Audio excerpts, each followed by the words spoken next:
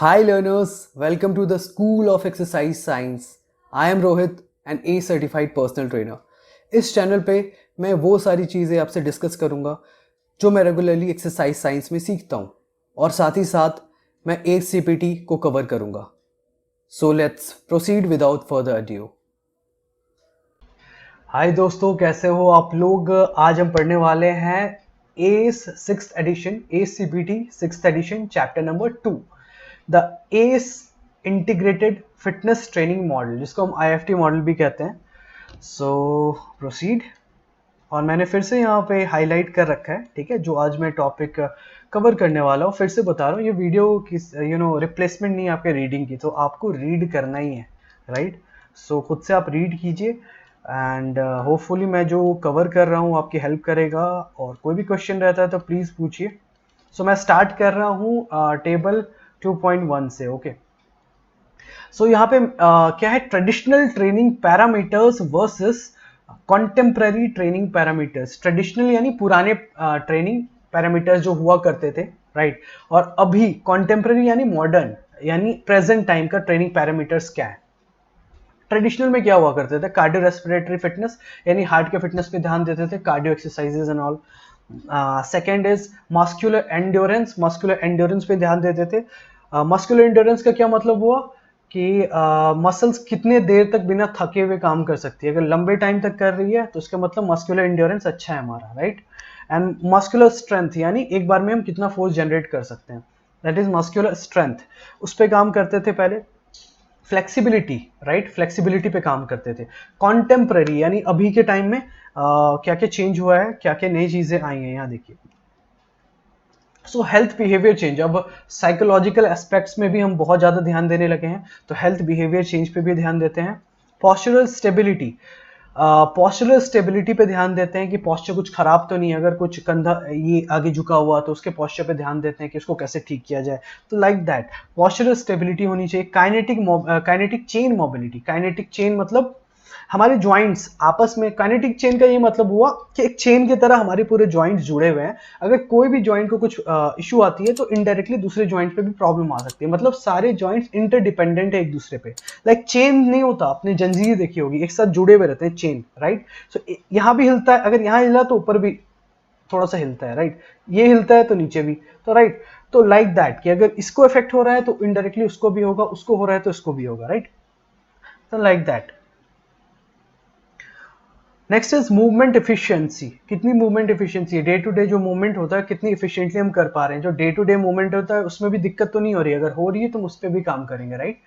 Core conditioning. Core conditioning पे भी ध्यान देनी है, स्ट्रेंथ और स्टेबिलिटी पे कोर के, राइट. तो कोर मतलब ये पूरा एरिया, अगर हाथ काट दे पैर काटते तो जो बचता है वो कोर है, राइट. तो इस पूरे एरिया को देखना है कि प्रॉपर उसकी कंडीशनिंग हुई हुई है नहीं हुई हुई है. अगर स्टेबिलिटी कम है, स्ट्रेंथ कम है, तो ऑब्वियसली हमारी बॉडी इम्बैलेंस हो जाएगी, राइट. तो हम कोई भी काम करेंगे तो इंजरी के चांसेस बहुत ज़्यादा बढ़ जाते हैं. बैलेंस. यस, बैलेंस पे ध्यान देना है, राइट. बॉडी का बैलेंस क्या है, अगर बैलेंस में इशू है, इम्बैलेंस हो रहा है कुछ करने में, बैलेंस की एक्सरसाइजेस भी होती हैं तो हमें वो करवाना है, वो भी ध्यान देना है. Cardiorespiratory fitness, again heart की fitness. Metabolic markers, ventilatory thresholds. तो वेंटिलेटरी थ्रेशोल्ड्स आगे बहुत बार कवर आएंगे, आपको मिलेंगे चैप्टर्स में. तो इसका क्या मतलब है, बार बार आ रहा है, इसका मतलब एग्जामिनेशन पॉइंट ऑफ व्यू से वेंटिलेटरी थ्रेशोल्ड्स बहुत इंपॉर्टेंट है. आप देखोगे आगे बहुत बार आएगा, तो मैं आगे इसको डिटेल में पढ़ाऊंगा, राइट. वेंटिलेटरी थ्रेशोल्ड होता क्या है. Muscular endurance. So muscular endurance क्या है, अभी तो हमने बात करी तो डिस्कस हो चुका है. मस्कुलर स्ट्रेंथ भी डिस्कस हो चुका है, फ्लेक्सिबिलिटी भी बात हो चुकी है, वो भी हमें देखना है. यहां तक जनरल फिटनेस की बात आ गई. अगर कोई परफॉर्मेंस एक्सरसाइज में जा रहा है, परफॉर्मेंस मतलब एथलेटिक एक्सरसाइजेस, किसी के स्पेसिफिक गोल है, मुझे मैराथन दौड़ना है, मुझे पावर लिफ्टिंग करनी है, या कोई एथलीट आ गया आपके पास, कोई क्रिकेटर आ गया है ना, तो उसके लिए भी एक्सरसाइजेज है. तो उसमें एजिलिटी पे ध्यान देना है. एजिलिटी मतलब हम कितना फास्ट अपना डायरेक्शन चेंज कर सकते हैं, राइट. हम भाग रहे हैं, अचानक से कुछ आ गया, हम कितना fast we can just move. तो अपना पोजीशन कितनी जल्दी बदल सकते हैं, that is agility. Coordination. Of course हमारा कोऑर्डिनेशन हमेशा न्यूरोमस्कुलर कोऑर्डिनेशन अच्छा होना चाहिए. ब्रेन और बॉडी एक साथ काम करें तभी प्रॉपर हम कुछ भी परफॉर्मेंस दे सकते हैं. एंड रिएक्शन टाइम, रिएक्ट कितना फास्ट करते हैं, राइट. सो क्रिकेट में अगर आप क्रिकेट फॉलो करते हो तो आपने देखा होगा कि जो बैट्समैन अगर बैटिंग करता है तो एक विकेट कीपर इधर रहता है, इधर स्लिप के फील्डर्स रहते हैं 2-3, टेस्ट मैच में ज्यादा दिखते हैं। सो वहां पे कभी भी बॉल जाता है, अगर एज लग गया बैट्समैन के बैट से अगर लग गया तो स्लिप फील्डर को रिएक्ट फास्ट करना पड़ता है। अगर उनका रिएक्शन टाइम फास्ट रहे तभी वो कैच ले सकते हैं। दैट इज वाई कहलाता है स्लिप का जो पोजीशन होता है वो स्पेशलिस्ट पोजीशन होता है। जिनका रिएक्शन टाइम अच्छा हो, एक्सपर्ट है, वो वहां पे रहते हैं। लाइक दैट दूसरे स्पोर्ट्स में आप देख सकते हो, गोलकीपर भी आप देख सकते हो, उनका रिएक्शन टाइम फास्ट होना चाहिए। अगर वहां से कोई गोल किक कर रहा है अपोजिशन टीम से तो fastly you have to move here and save the goal. तो रिएक्शन टाइम पे काम करना है, speed and power, of course speed पे काम करना है एंड पावर पे भी काम करना है। ओके, नाउ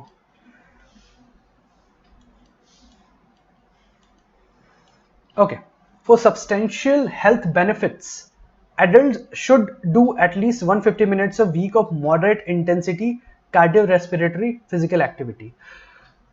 मॉडरेट फिटनेस के लिए, जनरल फिटनेस के लिए किसी भी एडल्ट को 150 मिनट पर वीक एक्सरसाइज करनी चाहिए। अब उसको आप अपने कंफर्ट के हिसाब से डिवाइड कर सकते हो। मान के चलो एक दिन में आप अगर 30 मिनट कर रहे हो तो कितना, 5 दिन लगेंगे, 5 इंटू 3, राइट, 5 इंटू 30 सॉरी, तो दैट इज 150। उस हिसाब से आपको बांटना है।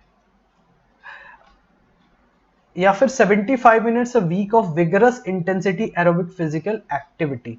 नहीं तो अगर 150 मिनट्स, या तो 75 मिनट्स का आपको करना है हाई इंटेंसिटी वर्कआउट, नहीं तो और N equivalent combination of the two, या फिर दोनों मिला के मिक्स करके आपको बैलेंस करना है, तो वो होना चाहिए। In addition, adults should participate in muscle strengthening activities of at least moderate intensity involving all major muscle groups or on 2 or more days per week.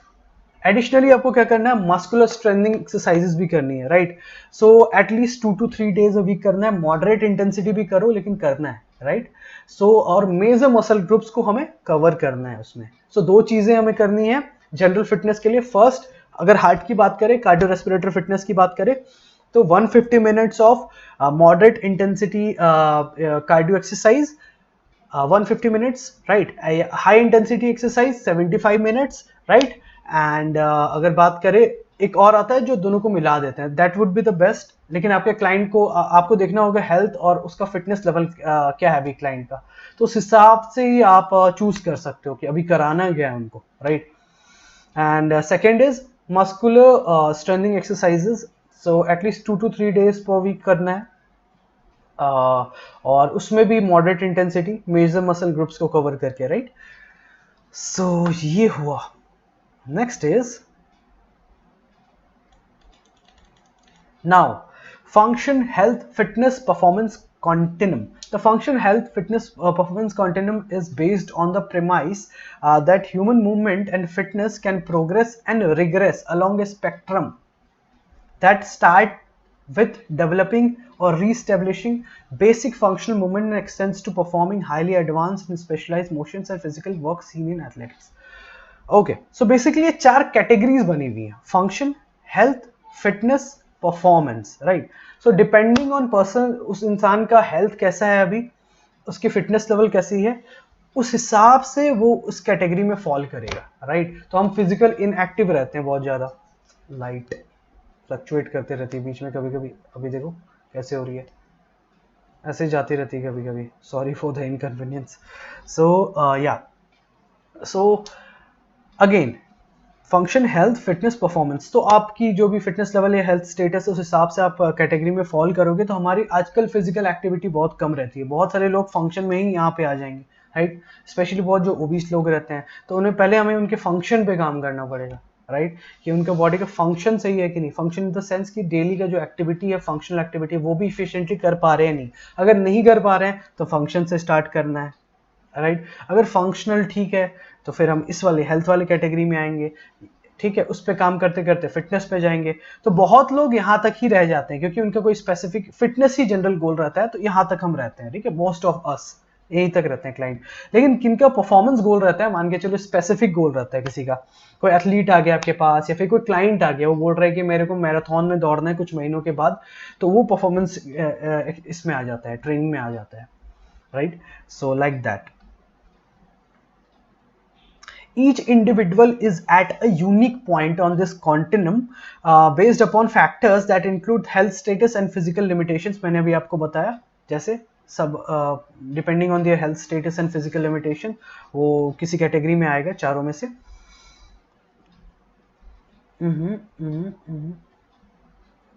Physical limitations, okay. Frequency, intensity and types of physical activities and any participation in and goals for athletic performance. Yes, तो मैंने बताया था कोई भी अगर उनका गोल हो athletic performance तो ये परफॉर्मेंस ट्रेनिंग भी करेंगे, right. Both life cycle and lifestyle factors can influence where an individual currently falls on the continuum. So दो फैक्टर्स जो इन्फ्लुएंस करेंगे, राइट, कि कौन से कॉन्टिनम में फॉल कर रहे हैं. Of course health status and physical limitation तो है ही, राइट, लेकिन यहाँ पे दिया हुआ है लाइफ साइकिल और लाइफस्टाइल फैक्टर्स, राइट. तो वो इसमें क्या क्या होता है. तो लाइफस्टाइल फैक्टर्स में क्या क्या होता है. तो lifestyle factors include infant and child development, adolescent and pubescent growth, spurts, adulthood, pregnancy and aging. So ये भी फैक्टर्स होते हैं जो डिसाइड करते हैं कि क्लाइंट कौन से कैटेगरी में आएगा. लाइक मान के चलो इंक्लूड इन्फेंट मतलब जो बच्चा अभी जो कुछ दिन पहले बॉर्न हुआ है, राइट, एंड चाइल्ड डेवलपमेंट अगर वो आता है तो वो पहले वाले कैटेगरी में आ जाएगा, राइट. उसका भी पहले हमें फंक्शन देखना पड़ेगा, फंक्शन कैसा होता है, राइट. वो फिटनेस या हेल्थ अभी इस वाले कैटेगरी में नहीं जा सकता, राइट. लाइक दैट एडोलेसेंट मैंने बताया था लास्ट टाइम. एडोलेसेंट मतलब बेसिकली टीनेजर्स 13 से 17 के उम्र के आसपास जो होते हैं एडोलेसेंट. एंड प्यूबेसेंट ग्रोथ मतलब होता है जो प्यूबर्टी में, राइट, जो एडल्ट होने वाले हैं एकदम, राइट, दोज आर प्यूबेसेंट. स्पर्ट्स मतलब वो एज होता है बच्चों का जिसमें बच्चे एकदम फास्ट ग्रो करते हैं, राइट, बहुत फास्ट ग्रोथ होता है. स्पर्ट्स, एडल्टहुड अगर वो एडल्ट हो गए हैं, प्रेगनेंसी अगर कोई प्रेग्नेंट है, एंड एजिंग. इन सब चीजों पे डिपेंड करता है कि कौन से कॉन्टिनम में वो फॉल कर रहे हैं, right. Early child development is focused primarily on gaining the strength, stability and balance to perform basic human functional movements like holding one's head up, rolling over, sitting, crawling. पहले मैंने बताया ना कि अर्ली चाइल्ड डेवलपमेंट जो शुरू के एकदम growth जो होता है, एकदम बच्चे होते हैं जो शुरू में उनका जो ग्रोथ होता है, तो प्राइमरीली हमें कहाँ पे फोकस करना है, स्ट्रेंथ पे, उनकी स्टेबिलिटी पे, बैलेंस कैसा है उनके, राइट, कि बेसिक ह्यूमन फंक्शन वो कर पा रहे हैं या नहीं कर पा रहे हैं. एग्जाम्पल भी दे रखा है like holding once head up, sir ऊपर करके रह पा रहे हैं कि नहीं, rolling over, sitting, crawling, standing and eventually taking first steps मतलब चलने तक, राइट. तो वो फंक्शन में ही आता है. अभी मैंने बताया था ना फर्स्ट स्टेप फंक्शन में ही आएंगे वो, right. Okay, as children grow their movements help them to build healthier bodies and develop the fitness to jump, climb and run longer and faster. ठीक है, अगर ग्रो करते रहते हैं, राइट, their movement help, हाँ उनकी मूवमेंट उनको help करती है हेल्दी बॉडी डेवलप करने में. वो जंप कर सकते हैं, क्लाइंब कर सकते हैं, ज़्यादा देर तक दौड़ सकते हैं, ज़्यादा तेज दौड़ सकते हैं. एज एडोलेसेंट्स एंड टीन्स, जब वो टीनेजर्स हो जाते हैं, human development includes considerable skeletal growth and muscular development, right. तो जब वो आ जाते हैं टीन एज में, राइट, तो उनका बेसिकली स्केलेटल ग्रोथ काफ़ी ज़्यादा होता है, उसी समय हाइट ज़्यादा बढ़ती है, राइट, उसी समय मसल ग्रो होता है, राइट, ज़्यादा होने लगता है. This developmental progression helps people progress from low functional infants to young adults who have good health, fitness and even some performance related skills and abilities. तो आप समझ गए होंगे, राइट. बच्चे से जन्म हुआ, फंक्शन में गए, फिर धीरे धीरे हेल्दी बॉडी बनी, फिर वो फिटनेस की तरफ भी धीरे धीरे जाएंगे. अगर वैसा भी एथलेटिक गोल है कुछ तो परफॉर्मेंस की तरफ भी जा सकते हैं, right. Okay, unfortunately far too often lifestyle factors यानी smoking, excessive alcohol consumption, poor nutrition and inadequate sleep and physical activity disrupts natural human movement, resulting in individuals regressing along the continuum to where they are less fit, are at risk for or have chronic disease and other health issues and may even have impaired functional movements. तो unfortunately देखो दो factors होते हैं, अभी हमने बात किया, एक तो लाइफ साइकिल हो गया, एक लाइफस्टाइल वाली बात स्टार्ट हो जाती है यहाँ पे. सो कुछ लाइफस्टाइल फैक्टर्स है. तो आजकल कितना कॉमन हो गया, स्मोकिंग करते हैं, बहुत ज़्यादा शराब पीते हैं, राइट. अब न्यूट्रिशन कितनी ख़राब है, राइट, कितना ख़राब खाना खाते हैं. एंड इनएडिक्वेट स्लीप, बिल्कुल लेट नाइट सोना है, लेट उठना है, कम सोना है, फ़ोन पे लगे रहना है, इनएडिक्वेट स्लीप. एंड फिजिकल एक्टिविटी बहुत कम हो गई. हमारे पास बाइक आ गया, गाड़ी आ गया, कोई दिक्कत नहीं है, आराम से निकल जाते हैं. तो ये सब फैक्टर्स के कारण क्या होता है ना, disrupt natural human development, right, resulting in individuals regressing along to continuum to where they are less fit and are risk or have chronic. इसके कारण बेसिकली क्रोनिक डिजीज होने का भी रिस्क होता है और वो रिग्रेस हो जाते हैं. मतलब अब बच्चा जन्म लेता है तो हम फंक्शनल पे काम करते हैं, लेकिन because of their lifestyle, right, वो इतनी खराब उनकी लाइफस्टाइल होती है कि फंक्शन से उन्हें भी स्टार्ट हमें करवाना पड़ता है. 50 साल के आ जाते हैं, अगर मान के चलिए आपके पास कोई क्लाइंट्स, तो उनकी लाइफस्टाइल ऐसी ही बहुत खराब है, शराब बहुत ज़्यादा है, सिगरेट है, no physical activity. So obviously उनका फंक्शन अच्छा नहीं होगा, तो उन्हें भी फंक्शन से ही स्टार्ट हमें कराना पड़ेगा. So this is very very unfortunate, but fact यही है, आजकल यही हो रहा है. Okay, next is, okay, this concept to understand that clients and flow along this continuum based on life cycle. Again वही लाइफ साइकिल पे डिपेंड होता है और लाइफस्टाइल फैक्टर्स पे डिपेंड होता है, right. A personal trainer working with a client who has difficulties performing ADL मतलब activities of daily living, यानी डे टू डे एक्टिविटीज जो हमारी होती है. So personal training working with a client who has difficulty in performing ADL should first establish goals aimed at helping the client improve basic functional movements. वही बात है, फिर से वही बात हो रही है, रिपीट कर रहे हैं जो मैंने बोला था. तो जिन्हें डेली लाइफ की एक्टिविटीज करने में भी दिक्कत हो रही है, यानी बैठने में भी दिक्कत हो रही है, कुछ चीज चलने में भी दिक्कत हो रही है, सीढ़ियों पे चलने में दिक्कत हो रही है, राइट, तो उनमें भी दिक्कत हो रही है, तो हम बेसिक फंक्शनल मूवमेंट से ही स्टार्ट करेंगे. If a client has been insufficiently active for an extended period or is at risk for health issues, the personal trainer should provide the client with personalized programming that improves both health and functional movements. So अगर एक client की lifestyle बहुत खराब है और risk है उसको कि क्रोनिक डिजीज हो जाए, तो उसके फंक्शनल मूवमेंट पे भी काम करना है और हेल्थ पे भी काम करना है हमें. So personal trainers working with clients who have adequate functional movements and health can help them to improve fitness and if appropriate incorporate performance related exercises. So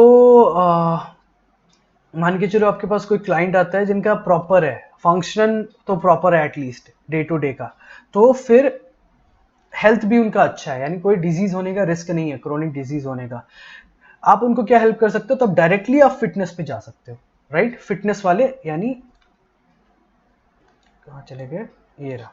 अगर ये उनका ओके है फंक्शन, राइट, हेल्थ भी इनका okay है, ये वाला भी ओके, ये दोनों चीज ओके है, राइट, तो डायरेक्टली आप फिटनेस पे. ऐसा नहीं कोई भी क्लाइंट आ रहा है सबको आप फंक्शन से स्टार्ट कर रहे हैं, नहीं, राइट. तो आपको ये परखना पड़ेगा, राइट. आप उनका हेल्थ इंटरव्यू लोगे, आपका फिटनेस असेसमेंट लोगे, आपको पता चल जाएगा, राइट, कि आप कौन से कैटेगरी में फॉल कर रहे हैं, कौन से कॉन्टिन्यूम में फॉल कर रहे हो, तो उस हिसाब से आप स्टार्ट करो, राइट. सो वही बोल रहा है कि ये दोनों अच्छा है तो फिटनेस से स्टार्ट करिए. अगर उनका कोई स्पेसिफिक गोल है परफॉर्मेंस रिलेटेड, तो परफॉर्मेंस पे भी आगे बढ़ जाइए आप.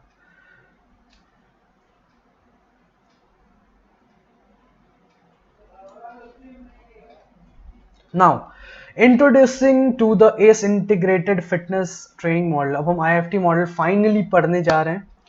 सो ACE IFT मॉडल है क्या आखिर? So it organises the latest exercise science and health behaviour research into a systematic approach to designing, implementing and modifying exercise programme used based on the unique abilities, needs and goals of each. Basically latest research जो हो रहे हैं exercise science में, health behaviour, सब कुछ उसको लेके एक सिस्टम बनाया गया है. ACE ने एक सिस्टम बनाया है जिसके हिसाब से हम क्लाइंट का कह सकते हो एक्सरसाइज बना सकते हैं, इम्प्लीमेंट करा सकते हैं, मॉडिफाई करा सकते हैं, उनका जो भी गोल है, उनकी जो भी बॉडी कंडीशन है उसके हिसाब से, राइट. सो बेसिकली यही मतलब है। तो ASIFT model has two training components, दो ट्रेनिंग कंपोनेंट है इसके, cardiorespiratory training and muscular training, right, यानी cardiorespiratory training, each training component has 3 phases. So cardiorespiratory training के भी 3 फेजेस हैं, राइट, और मस्कुलर ट्रेनिंग के भी 3 फेजेस हैं, राइट, जिसे हमें गो थ्रू करना पड़ेगा। Okay, so the training components are independent, right, यानी ये इंडिपेंडेंट है, ऐसा नहीं है कि मान के चलो यहाँ बेस करवा रहे हैं तो हमें यहाँ भी फंक्शन से स्टार्ट कराना पड़ेगा। अगर उन्हें बेस लेवल कार्डियोरेस्पिरेटरी ट्रेनिंग की जरूरत है क्लाइंट को, बट उनका मस्कुलर में मूवमेंट मतलब आपको लग रहा है कि फंक्शनल अच्छा है, मूवमेंट कराने की जरूरत है, तो आप ऐसे भी करवा सकते हो, यहाँ पे बेस करवा सकते हो, इसका मूवमेंट करा सकते हो, राइट, या फिर यहाँ पे फिटनेस का करवा सकते हो, यहाँ पे फंक्शनल का करा सकते हो, right. So independent of each other, allowing for the integration of any cardiorespiratory training phase with any muscular training phase to meet the personalized health and fitness goals of each client. वही बात है, right? So a client-centered approach to personal training. The greatest impact that personal trainers can regularly have on the lives of their clients is to help them to positively change health-related behaviors and establish positive relationships with exercise. So the greatest impact basically आपको client को health उनको behavior change कराना है, right, and basically उनको enjoy करे वो exercise करना, वो positive they feel like they belong here, right, exercise करना उनको पसंद हो, positive उन्हें जब भी आए उन्हें positive feel हो, that is why दोबारा आए, तो तभी उनका बिहेवियर चेंज होगा। तो हमारी रिस्पॉन्सिबिलिटी है, that is called client centred approach, right, और वो सबसे ज्यादा इंपैक्टफुल रहता है, right. For this reason the client personal trainer relationship is the foundation of the ASIFT model, right. So मतलब इसका ASIFT मॉडल का फाउंडेशन बेस ही यही है कि client personal trainer relationship develop करना है, right? It is built upon rapport, trust and empathy, with the personal trainer serving as a coach to the client throughout his or her physical activity and health behavior change journey. So basically IFT model किस चीज पे बना हुआ है? Repo पे बना हुआ है, यानी आपका और आपके क्लाइंट का रिलेशनशिप कैसा है, आपका रेपो कैसा है, क्लाइंट की नजर में कैसे हो आप, राइट। ट्रस्ट, आप क्लाइंट आप पे ट्रस्ट करेगा तभी वो सब कुछ आपसे शेयर करेगा, तभी वो आपकी बात मानेगा, right. And empathy, right, so client कुछ भी शेयर करता है तो यू शुड फील, उनके शूज में रह के आपको सोचना है, फील करना है कि लिटरली उनकी जगह पे रह के कैसा उनको महसूस हुआ होगा, तभी आप उनकी हेल्प कर सकते हो। So empathy is very very important. Yeah, with the personal trainer serving as a coach to the client throughout his or her physical activity and health behavior change journey. सो आप पर्सनल ट्रेनर, आप एक coach की तरह काम करोगे। Personal trainer और coach में अंतर है, ट्रेनर और कोच में अंतर होता है। Coach is like a mentor, even behavioural change भी रहता है, कोई भी उनको प्रॉब्लम आ रही है क्लाइंट को, क्लाइंट बोल रहा है मेरे को ये दिक्कत है, या फिर राइट मेरे को ये प्रॉब्लम आ रही है, मेरे को मोटिवेशन नहीं हो रहा एक्सरसाइज करने का, so you know behave like a mentor and you push them, motivate them basically, and उनकी आप हेल्प करते हो उनके जर्नी में, that is coach. A trainer is like जो जनरली टेक्निक बता रहा है, एक्सरसाइज टेक्निक बता के बेसिकली उतने पे खत्म हो जाता है, but we have to act like coach, right. So तभी लॉन्ग टर्म हमारा रिलेशनशिप चल पाएगा, तभी रेपो अच्छा बिल्ड हो पाएगा, क्लाइंट हम पे ट्रस्ट कर पाएगा, right. Okay, so this approach starts with realizing that the client is the first person in the client personal trainer relationship. आपको समझना पड़ेगा क्लाइंट ट्रेनर रिलेशनशिप में क्लाइंट ही नंबर 1 पे है हमेशा, राइट। तो हमें ये सोच के चलना पड़ेगा, हमें नहीं ये हमेशा सोच के चल रहे हैं कि नहीं मैं जो कहूँगा वही करेगा, कंट्रोल मेरे हाथ में, राइट, उसका ओपिनियन मैटर नहीं करता। नहीं, आपको सोचना पड़ेगा कि नहीं, उसका ओपिनियन सबसे ज़्यादा मैटर करता है। So you have to act accordingly. So clients are paying the personal trainer for an important service to guide them through a personalized journey to improve health and fitness and to reach their unique goals.